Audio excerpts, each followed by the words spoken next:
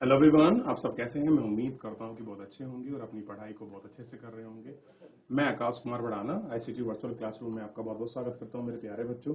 जैसा आपको पता है मेरे प्यारे बच्चों, बेसिकली हमारी आपका जो है 9th क्लास है और 9th क्लास के अंतर्गत हम लोग देख रहे हैं आपका पॉलिटिकल साइंस। और पॉलिटिकल साइंस के अंतर्गत हम लोग बात कर रहे हैं आपका पहले चैप्टर का, जिसमें लोकतंत्र क्या है और लोकतंत्र क्यों है, इसी के विषय में हम लोग बात कर रहे थे। तो मैडम लिंगायतों और मेरी के बीच हम लोग आपका चीजों को देख चुके हैं। लोकतंत्र की जो विशेषता है उनको भी देख लिया है।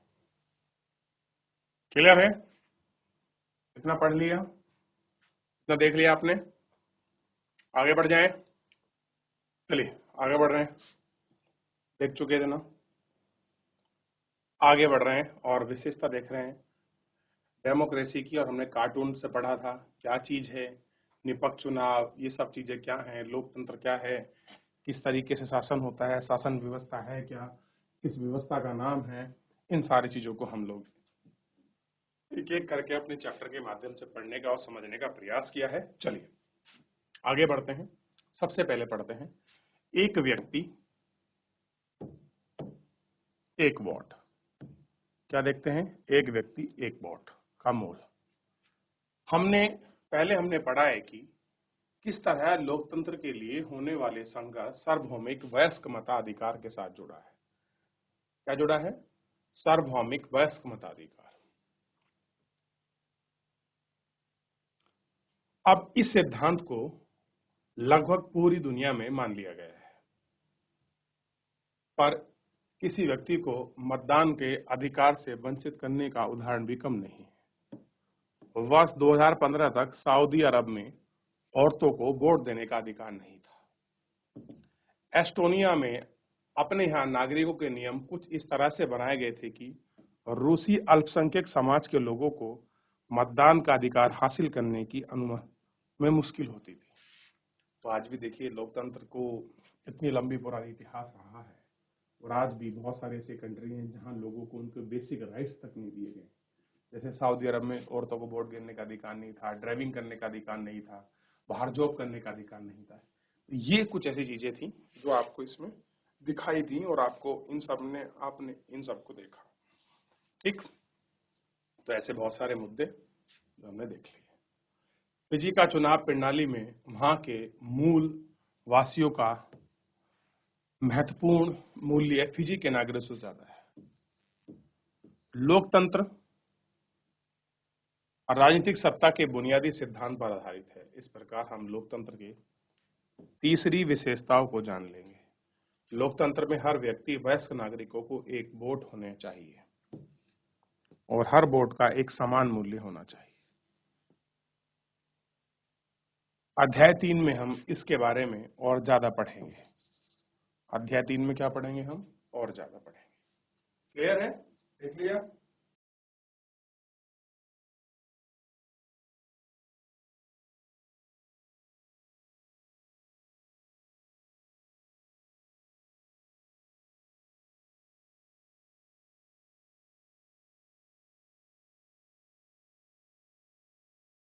हो गया? आगे बढ़े। आखिरकार एक वोट एक व्यक्ति को हम लोग देखते हैं। कानून का राज और अधिकार का आदर।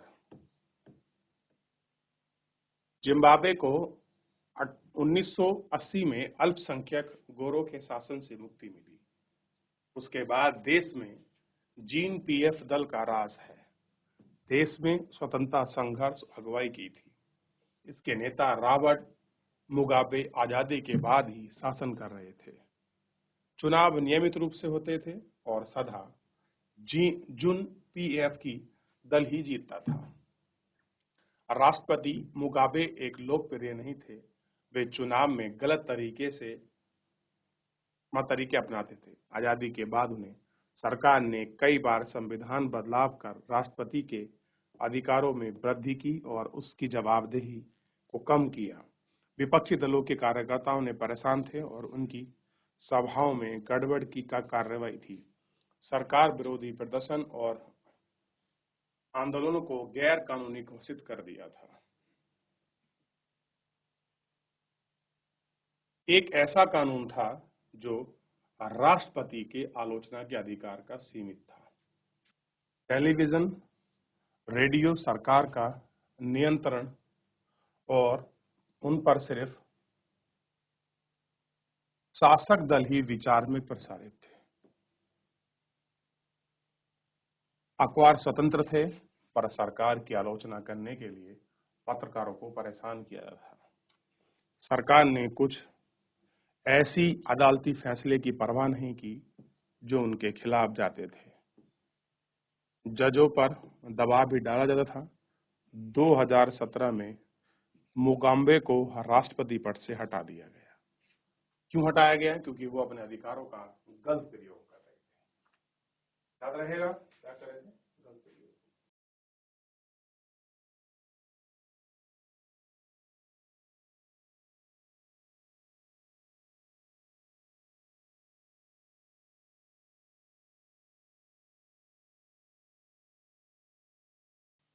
देख लिया? तो लोग जब कोई अपनी पावर का, सत्ता का मिसयूज करता है तो बहुत सारी चीजें इस प्रकार की होती हैं, दिखाई पड़ती हैं और वो सब देखने को मिलती हैं। देख लिया? जिम्बाब्वे का उदाहरण बताता है कि शासकों के लिए बार बार जनादेश पाना लोकतंत्र की एक जरूरत है, पर इतना ही पर्याप्त नहीं है। लोकप्रिय नेता भी अलोकतांत्रिक हो सकते हैं।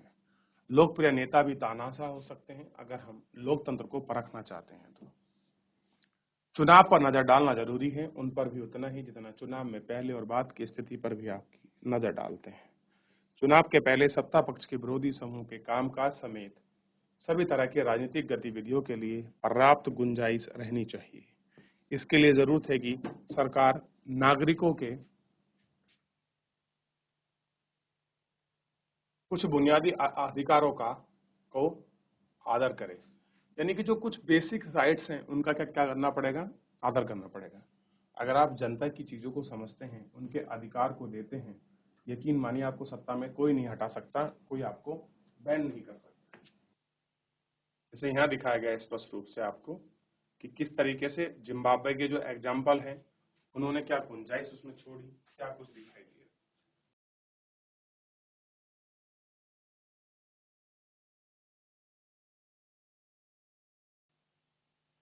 अपनी राय बनाने की, सार्वजनिक रूप से अपने विचार व्यक्त करने की, संगठन बनाने की, विरोध करने की और अन्य राजनीतिक गतिविधियों के गतिविधि की स्वतंत्रता होनी चाहिए।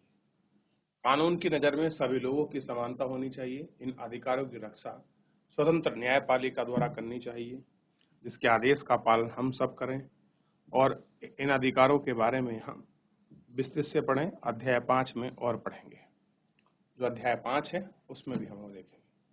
इसी प्रकार कुछ आपके शर्तें हैं जो चुनाव के बाद सरकार चलाने के लिए तौर तरीके पर लागू होती है। एक लोकतांत्रिक सरकार सिर्फ इस कारणों से ही मनमानी नहीं कर सकती कि उसे चुनाव जीता है। उसे कुछ बुनियादी तौर पर कुछ तरीकों का पालन करना होता है, खास तौर से उसके अल्पमत वाले समूह को जो गारंटी का अधिकार देना होता है। हर प्रमुख फैसले लंबे विचार विमर्श के बाद लेने होते हैं। हर अधिकारियों को उसके पद के साथ जुड़े अधिकार और जिम्मेदारी संविधान द्वारा दी जाती है। तो चीजें क्या हैं? सारी कॉन्स्टिट्यूशनल है। क्या आपको राइट्स मिला है? किस तरह के राइट्स आपके पास हैं? कैसे राइट्स को फॉलो कर रहे हैं? किन किन चीजों को देखा जाता है?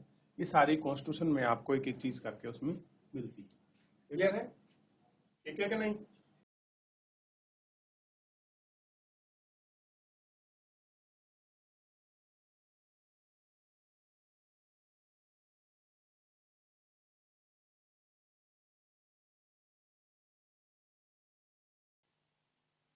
चलिए आगे बढ़ें। देखें, ये सभी न सिर्फ जनता के प्रति उत्तरदायी हैं, बल्कि ये स्वतंत्र अधिकारों के प्रति उनकी जवाबदेही भी है। इसके बारे में हम ज्यादा विस्तार से चैप्टर नंबर 4 में पढ़ेंगे। इस प्रकार हम लोकतंत्र की चौथी और अंतिम विशेषताओं को रेखांकित कर सकते हैं। लोकतांत्रिक सरकार संवैधानिक कानूनों और नागरिकों अधिकार द्वारा खींची गई लक्ष्मण रेखा के भीतर ही काम करती है। कैसी है? जो संविधान के कानून है और नागरिक अधिकार है, उसी के आधार पर काम करती है। जिस तरह की आपकी लक्ष्मण रेखा होती है जो कुछ लिमिट से उसको नहीं पार करना होता, ऐसे ही कॉन्स्टिट्यूशन में नागरिकों के राइट्स भी हैं और कुछ आपके कॉन्स्टिट्यूशनल लॉज हैं जिनको हमको पालन करना है, हम उनको पार नहीं कर सकते। यही सारी चीजों को इसमें दिखाया और बताया गया है। क्लियर है कि नहीं?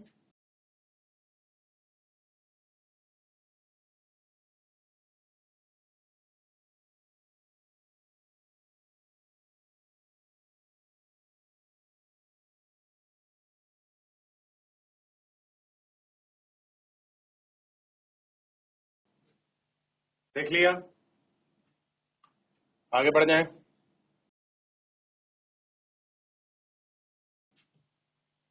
चलिए आगे देखें परिभाषाओं का सारांश। आइए अब हम रची हुई रचनाओं को समेटें। हम लोकतंत्र की इस सरल सी परिभाषाओं को से शुरुआत करते हैं कि लोकतंत्र सरकार का एक ऐसा रूप है जिसमें शासकों को चुनाव लोग करते हैं। पाया जाता है कि जब तक किसी के कुछ प्रमुख शब्दों में आय में स्पष्ट न हो जाए, परिभाषा पर्याप्त नहीं है। अनेक उदाहरणों के जरिए हम शासकों को एक तरीके के रूप में लोकतंत्र की 4 विशेषताओं को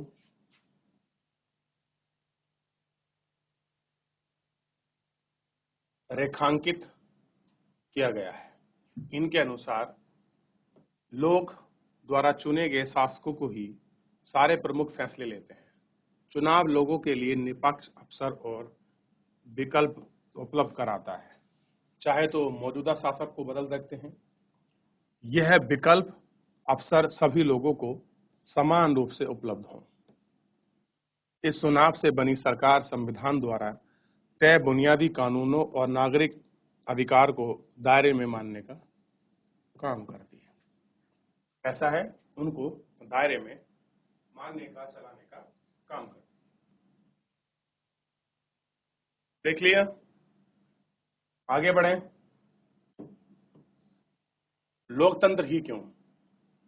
मैडम लिंगायतों की कक्षा में एक बहस शुरू हुई। उन्होंने इस अध्याय में यहां तक पढ़ाने के बाद छात्रों से पूछा कि क्या उन्हें लोकतंत्र के शासन सबसे अच्छा स्वरूप लगता है या इस सवाल के इससे बिना भी कोई और टिप्पणी ना की।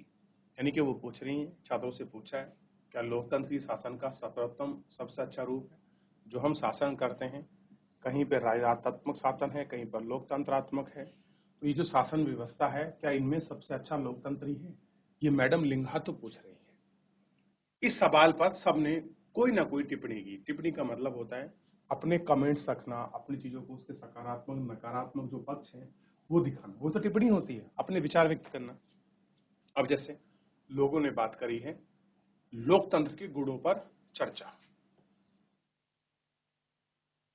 यो लांगदा, हमने लोकतंत्र तांत्रिक देश में रहते हैं।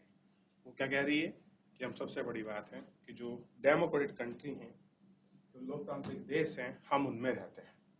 ठीक? और दुनिया भर के सभी जगह लोग लोकतंत्र चाहते हैं। जिन भी देशों के पहले लोकतांत्रिक शासन प्रणाली नहीं थी, वहां भी अब अपनाए जा रहे हैं और सभी महान लोगों ने लोकतंत्र के बारे में अच्छी बातें कही हैं। ठीक, यह स्पष्ट नहीं हो जाता कि लोकतंत्र सबसे अच्छा है। अब ये इस पर बहस करने की क्या जरूरत है?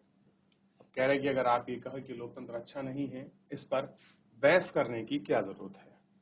ठीक, तांगनी की लिंगायत मैडम ने कहा था कि हमें किसी चीज को सिर्फ इसलिए नहीं मान लेना चाहिए कि बाकी देश उसे मान लिया है।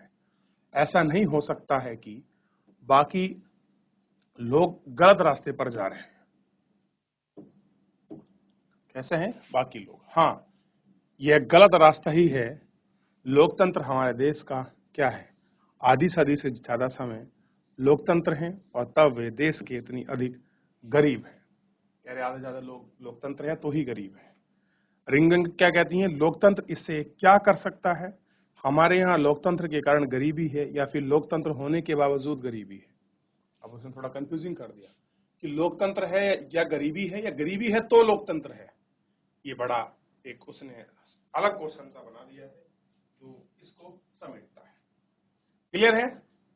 देखिए मेरे प्यारे बच्चों आपने। ठीक, आगे बढ़े, चलिए। तो लोकतंत्र के गुणों की चर्चा आपके सामने हो गई, आपने देख लिया,